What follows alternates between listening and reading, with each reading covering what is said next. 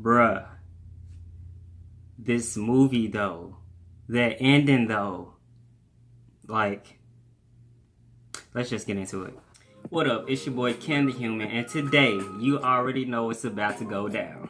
We gotta talk about this movie, this so-called Avengers Infinity War. I've been holding off on this video for so long because I wanted to see the movie more than once before I actually got into it to make sure the things that I was feeling were correct.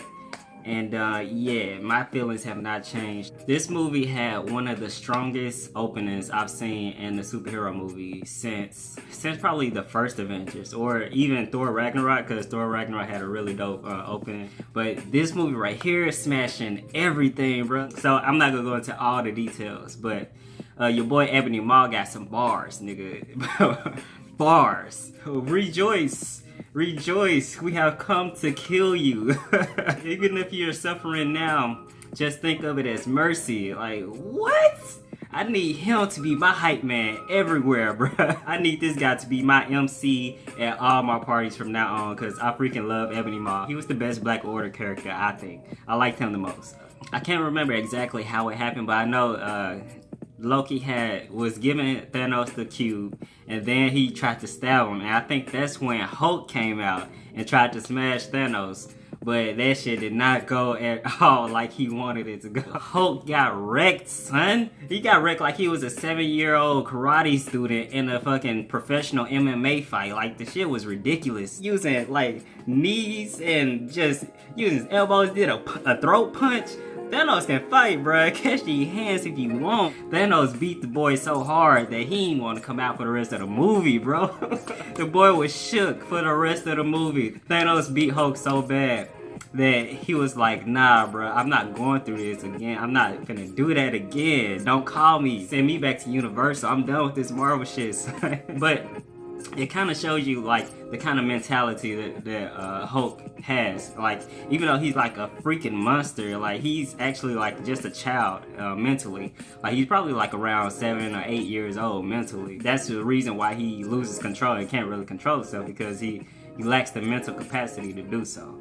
So then Heimdall, rest in peace, had found the strength to send Hulk back to Earth. After Tony Stark saw that Bruce was with Doctor Strange, he went back to the Sanctum Sanctorum, and then he just gave him the lowdown. Like, Thanos is serious and this guy's coming now, so we need to get ready. Where's Captain America? And Tony like, see, what had happened was, like, the Avengers broke up, bro. Like, broke up like a band. Like, nigga, I thought we was heroes. Like, I really like the effect that they used to show that like how menacing the threat was. All you saw was the wind blowing at first through the broken window in the Sanctum Sanctorum, and like you see Doctor Strange hair moving and stuff. Then people start running like across the doors and stuff, and like as Tony Stark walks out into the street, like it's just chaos. Like, I love how the street level view was shown instead of like an aerial view or like a super cinematic view. It was like real gritty and like ground level. Like you are inside the action and you see all the stuff happening and stuff blowing, cars having accidents and hitting people, and it was just crazy. They all go up to the ship that's causing all the damage, and here comes Ebony Maw, aka Squidward, spitting hot fire again. And Tony like, hey, look, Earth is closed, so y'all need to leave, bruh. So they get the boxing and whatnot. And in this version, well, in the movie universe, apparently Ebony Maw actually has telekinetic powers. I think in the comics, like, he didn't really have powers, I don't think. I think in the comics he just was like a really good talker. He could talk like anybody into doing anything. But in the movie, apparently he has telekinetic powers, and he used them really good. Peter, Mr. Spider-Man, he see the spaceship in the sky, the hair popped up, and he like, oh shit, Ned, I need you to cause a distraction. Ned ain't hear none he said. He just see the spaceship. He was like, oh my god, we're gonna die. And he just runs to the back of the bus like, oh, alright, perfect. Just jump out the window, go off and do his Spider-Man thing. They just jumped in and saved Tony Stark. Like, at this point, you could really feel like the Spider-Man movie, it was really good at building on Tony Stark's and Peter Parker's relationship as mentor and mentee. But with this movie, it really solidified like almost to a father-son level. Like, I love the chemistry that they gave these two in this movie, and it was just like one of the most beautiful relationships in the whole movie, in my opinion. I'm not gonna go through the whole thing. I'm gonna just hit the highlights of what I thought overall. And overall, man, this movie was a freaking event. Like, I expected this movie to be great, but I didn't expect this movie to be legendary. But this movie was legendary, my guy. Legendary. The ending, oh my God. The ending destroyed people, bro. Everybody was crying in the movie theater, bro. Like, nobody said anything when the credits started rolling. Everybody was just, including me, like, I'm just in my seat like, bruh. Everybody died, man. Everybody died. Like, how you gonna take everybody out like that? Like, forget the fact that everybody talk about, oh, it's just part one. Nah, forget all that. This is one movie, my guy. Like, just focus on this one movie. Focusing on this one act alone. This one movie, bro. This is devastating to the Marvel Universe. Hold on, let me get my list out, because I had to make a list of this shit. Before Thanos snapped his fingers with all the stones, Heimdall, all the Asgardians, Loki, the Collector, Gamora, Vision, and then after the snap, now the people that died before the snap, I think they're gonna stay dead. Like, hopefully they do stay dead, except for Gamora. I hope she and Vision. I'm pretty sure that can probably bring Vision back to life, because Vision is just a computer program, and like they can. I'm sure Tony Stark has some kind of backup of Jarvis, of the Jarvis system, and he can probably reintegrate it into some kind of like Iron Man suit or something. Like, it probably won't be Vision as we know him, but I'm pretty sure that Tony Stark and Bruce Banner can get the backup software and just upload them into a different body. Gamora, I'm pretty sure she's gonna come back to life too, because she's probably trapped inside the Soul Stone, because her soul was the one that was sacrificed in order for Thanos to actually get the stone. So I'm pretty sure those two are coming back, but the rest of them niggas, I think they did. Post-snap, I'm pretty sure everybody post-snap is gonna come back too, because their souls are probably trapped inside the Soul Stone as well. So that includes Black Panther, Scarlet Witch, Bucky, Doctor Strange, Spider-Man, Star-Lord, Mantis, Drax, Groot, Falcon, a few Wakandan soldiers, Maria Hill, and of course Nick Fury, which he had a great little tag at the end, like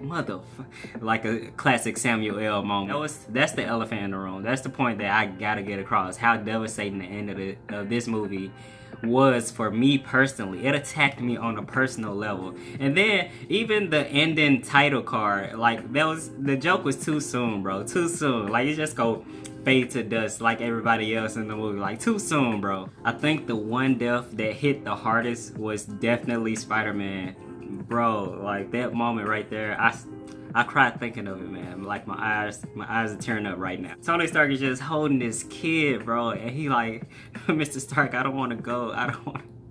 Oh my God, I'm dead because he did. He just faked to dust, and Tony Stark is just a broken man. That's cinematic history right there, bro. Spider-Man dying in Iron Man's arms. That is cinematic history. You never go get that again, bro. That moment alone right there, it destroyed me. Like, I was done for the rest of the night. Like, I couldn't say anything. On my drive back home, I was just stuck like, hey, why would they do some shit like that, right?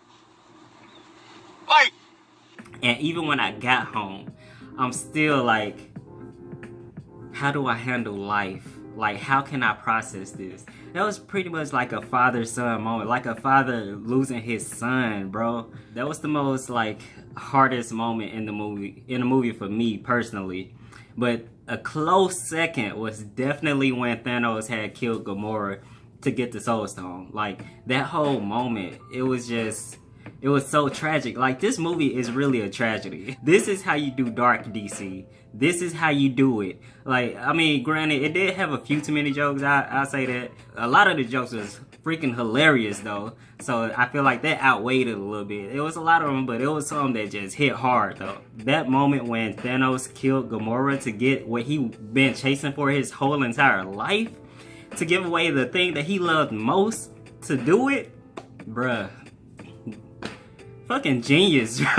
During that moment, Gamora talking shit behind Thanos' back, like, ah, yeah, you ain't shit, you don't love nobody, you ain't finna get this soul stone, nigga. And Thanos turned around with the tears coming down, like, really, nigga, you crying right now? And Red Skull, out of nowhere, like, who thought Red Skull was guarding the soul stone? Nobody predicted that shit. Nobody thought of that shit at all. But I think what's making him live forever is actually him interacting with the space gem. Now his soul is bound to like either the space gem or the soul gem or both or probably all of them. So yeah, Red Skull, he like, nah, those tears aren't for him. They're for you, my guy. And then that's when Gamora realized, like, oh nah, you don't love me. This is not love. This is fucking kidnapping. Like, that's when you realize, like, Thanos really loves this girl.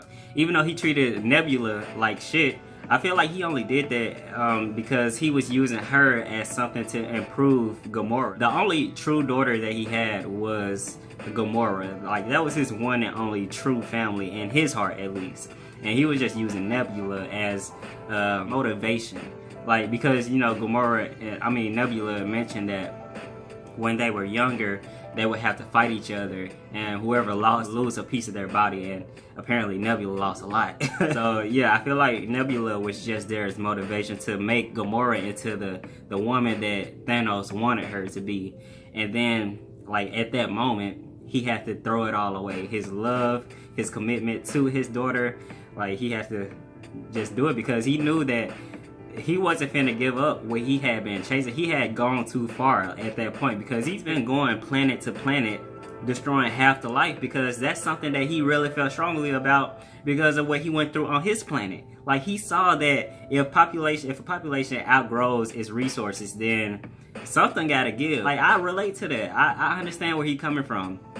Now, I'm not a psychopath killer, but I understand what he's saying. At some point, population has to be controlled in some kind of way, or resources have to be increased exponentially. And one of those things are more doable than the others. He's devoted his whole life to mass homicide. There's way too many moments in this movie for me not to hit on. Another, like, just great moment was, one that stuck in my head, like, to this day, when Doctor Strange had fought against Thanos with his, like, ultimate magic. Oh my god. And then he brought out the Crimson Bands of Sidorak, and then he did the little yoga move, and like he multiplied himself like he do in the comics, and used the whips, the fire whip, to grab on Thanos. Like, that moment right there was so freaking epic. That's the Doctor Strange I wanted to see, like, all this time, because Doctor Strange is probably the most powerful, well, at least in the early days, he was the most powerful character in the Marvel universe, the Marvel comic universe. He was OP as fuck. He was basically a god. Like, he was on Thor's level. And can I say that Thor in this movie, Thor is a god. Don't get it twisted. The boy came out when he got his Stormbreaker. The boy came down like a nuclear bomb in the middle of the battlefield, bro. Game over, man. He was the one who almost killed Thanos. Like, at the very end, when he put the axe in his chest and Thanos said that OG ass line, you should have went for the head. Ow! Thor almost got his ass though, so you gotta give credit where credit is due. Thor almost got the boy. And also, just the moment when Thanos just came into the battlefield, like, you could, like, everybody just stopped. It was like, what the heck is going on? Wind started blowing and stuff. And then the music, bro, the music in this movie was so, like, grandiose. As soon as Thanos came out of their portal, like, you felt his footsteps, like, boom, boom. And, like, it was a part of the music. His footsteps was a part of the music. Bro, this movie, man. I'm sorry. Let me calm down. So, yeah, Thanos, and then everybody just getting their ass beat in slow motion. Bruce Banner came in with the Hulkbuster. Like, Thanos just used the space gem, made him intangible, put him inside a mountain. And then who was next? I think Falcon was next. Thanos used the Power Stone, knocked him down. Black Panther came in. He just punched Black Panther like hella hard. And then, like, just one by one, just flicking them off like they gnats, bro. One of the best villains we've ever seen. I would say he is probably better Well, I wouldn't say he better than Heath Ledger's Joker, but he is. I'll put him at a tie, like honestly, because it's two different kinds of villains. Like with Joker, you got a guy that's just wants to see the world burn, as Alfred said, and there's really no motive behind his actions. Really, it's just he just wants chaos. That's his ultimate goal, is chaos. But with Thanos, like his ultimate goal is order, and like he's like a reverse Batman, like Joker is, but more on the light side, like a light reverse of Batman. Yeah, that's a tie. That's a tie. But yeah, that moment when he entered the battlefield, that was just, that touched me. That tickled my pickle right there. I love that part. All he doing is walking to the Mind Stone. Like everybody else is coming at him now, he don't even see them. He just getting them out the way. He going for that Mind Stone, and the whole time, Scarlet Witch is just trying her damnness to destroy that thing, even though she is destroying, she about to kill the man that she loves, like up until the last minute where she gotta hold Thanos off while she doing the shit. And then after all that, after all the tears, after all the pain and the anguish, she finally does it. Everything blows up and just a power wave just shoots out. And then Thanos like, he just gave her respect. Like, I respect that. That was some OG shit. But you know what? I got a time stone. Whoop.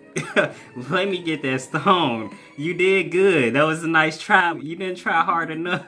I hate I gotta do this to you, but I need this stone. So I'm finna just reverse time and just take that shit. And I knew he was gonna do it while he was walking through. But then, of course, the big moment came, and you know, Thanos, he got the stone and did the snap. And like that moment after, where he had to go to the soul plane, the soul plane. Welcome to the soul plane. Hey, the soul. All right, let me stop. But yeah, when he went inside the soul gem, you could tell it's the soul gem because the background was the same color as the gem. When I first saw it, I was like, is that like his conscience or something? Because I wasn't really sure. But then the second time I saw it, I looked at the background. I was like, it's the same exact color as the soul gem. So that's definitely inside the soul gem. That was either Gamora's soul or Death's embodiment. In the comics, I think Death can take on different forms, or whatever form she needs to take on to like appeal to the person she's talking to. It's like he was broken down, man. Like, you could tell from I don't know if it was the animators or Josh Brolin's or both, but like kudos to everybody in that performance by itself, because you could see it in his face. Like it was a conflict of pain and joy and just relief all at once in his face. And she was like, "Did you do it?" And he was like, "Yes." And then she was like, "How much? What did it cost? Or like at what cost?" And he was like, "Everything." This villain, oh my god, this movie, this ending, this cost him everything. Like, he went through so much shit. He accomplished his goal. And at the end of the movie, he just sitting down at his farm, chilling, doing what he said he was gonna do in the first place. Like, when I accomplish this, I just want to take a seat down and look over a sunrise and breathe a breath of relief for what I've done for the universe. This down at his farm, you see his old armor on the scarecrow. Just breathe a sigh of relief as you watch the sun rise. Bruh.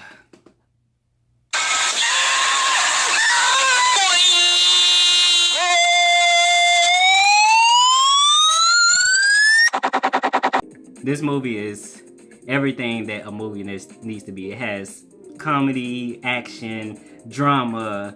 Just, if this don't get a few Academy Awards in a lot of categories, I'm gonna be upset. Not even just the visual effects, which they hands down won with Thanos alone. Like, the visual effects on Thanos just by himself, award worthy. He won it hands down, no competition. I don't care what else come out this year. Thanos by himself as the character, the main character in this movie, he won the goddamn Academy Award for visual effects. Then Josh Brolin, like, who would even be the main? He has to be the main character of this movie. Like, you can't even call him a supporting actor in this role. Like, he was the main character of the movie, in my opinion. So yeah, he probably gonna be up for best actor. If he not, then that's just racist. They been racist against comic book movies because this performance, like, it was on the same level as Heath Ledger's Joker. Fight me if you disagree. I'm ready, son. I'm ready. Come catch these hands, nigga. I would fight for this shit to the death, to the day I die. I don't know how to put this movie into words and how much it fulfilled me and gave me everything that I needed and everything that I didn't know I need. Like, it gave me so much fulfillment in a comic book movie. And the ending, like, oh, I'm so glad I was able to witness this moment in history. Like, overall, I'm so happy I was alive for this movie. I need to hear y'all. What do y'all think about this movie, man? Because please, like, I say this, everybody says, leave your thoughts in the comments. Oh, no, I want to know what you think about what such and such and all this junk. Now, I really want to know, like, please, what do y'all think? Because help me help you. Help me understand how I feel about this movie, man, because I can't even put it into words. Like, it gave me so much fulfillment of entertainment. I just can't believe how good this movie was. I don't even want to talk about the tease. Of course, I mean, I knew it was going to come up somewhere. Actually, I thought she was going to be in the movie at first. I was hoping I would get to see her in the movie, but we didn't get to see her, which is fine. We didn't even need her. We had too many in the first place. This movie by itself is a fucking masterpiece, and I just don't understand how anybody could see it any other way. It does have its weak points. Let's see. Actually, I wrote down a few. Like I said previously, it did have a few too many jokes, but the jokes that weren't needed weren't that bad. They weren't terrible jokes, but you could tell, like, they just threw it in just to add moments of levity to, like, a really particularly heavy moment. Because there was a lot of heavy moments in this movie. Oh my god. This movie hit you in the dick with a sledgehammer. I feel like now that everybody associate Marvel movies with being funny and lighthearted, that they feel like they have to put jokes in every movie and every moment of every movie. But that's really not the case, because some of these moments, some of the heavy moments that happen in this movie, they could have went without a few of the tagline jokes that they threw in. A few examples of the jokes that I felt like weren't needed or probably went on a little too long was like when they were in the Sanctum Sanctorum. It was talking about how Doctor Strange had sworn his life to protect the Time Stone, and then Tony Stark was like, I sworn off dairy for a while, but then they named the ice cream after me. And then they went into the actual name of the ice cream, and then they went into the actual name of the ice cream they liked better.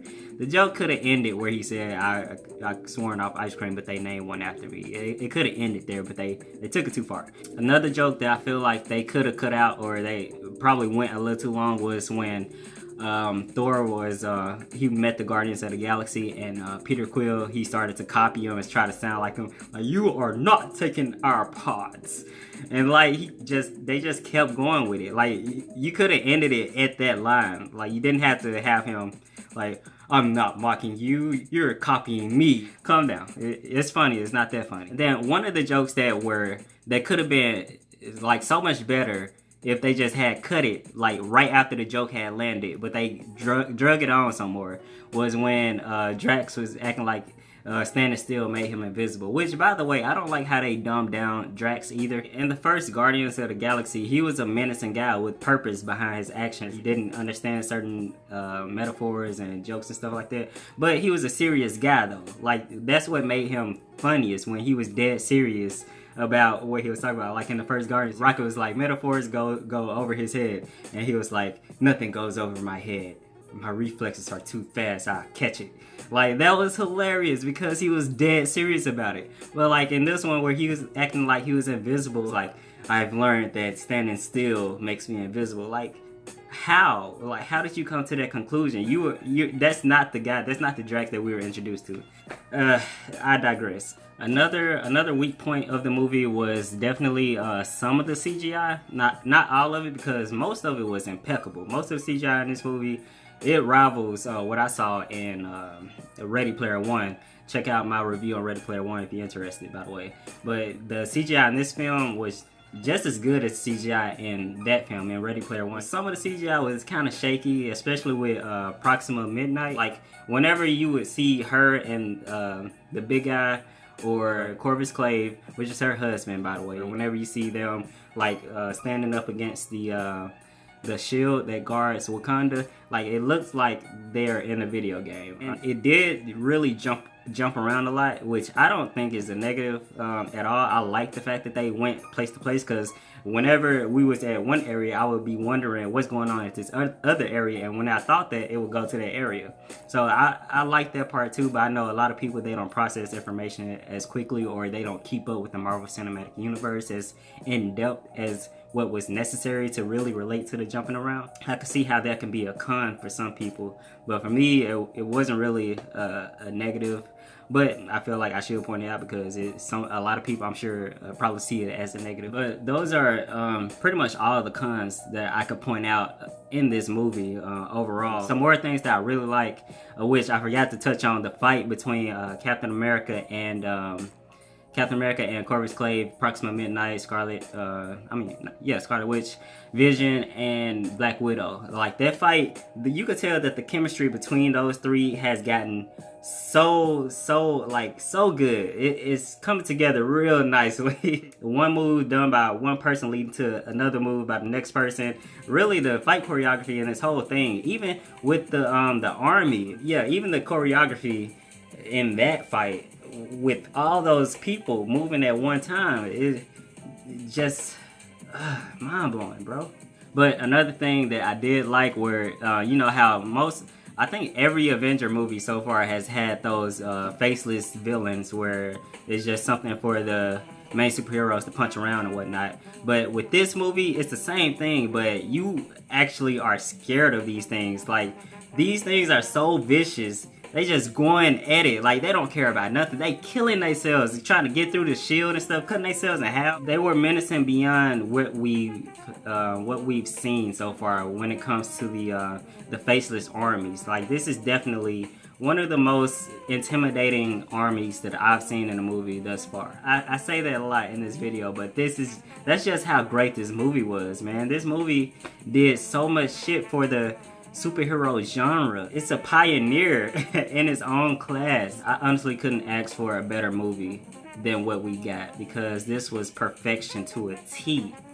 Just minor flaws which come with any movie, I guess you could say, but man, this movie really came through, bro. This movie just fucking blew my fucking ball sack off my body in ways that I liked a lot. This movie is so airtight, it's put together so well that it's seamless, man. And I'm so glad, like, I'm getting emotional right now that I was able to experience something like this. And there's another one coming next year. Life is sweet, bro. Life is sweet. Man, I just don't know what to even expect in the next movie. I hope I covered everything, because I really don't want to leave nothing out. Just hit me up in the comments, my guy, and we can hash this out. So that's about it. That's about all I got to talk about with this movie. Let me know if I missed anything, please. I would love to hear about it and how you feel about it, and we can discuss it all day long. Just hit me up, man. I'm gonna leave my social media in the fucking description of this video, because this has to be talked about, man. This movie was historical. It was an event. It was like an amusement park. This was everything we need in society right now. This movie, I just need to talk about it some more. So please hit me up however you can, so we can talk about it and just go over the tsunami of emotions that just went through both of us at the time. And don't forget to subscribe. Like the video if you like it. And I'll catch you next time in the next one. Can the Human, Avengers Infinity War, forever and ever, out.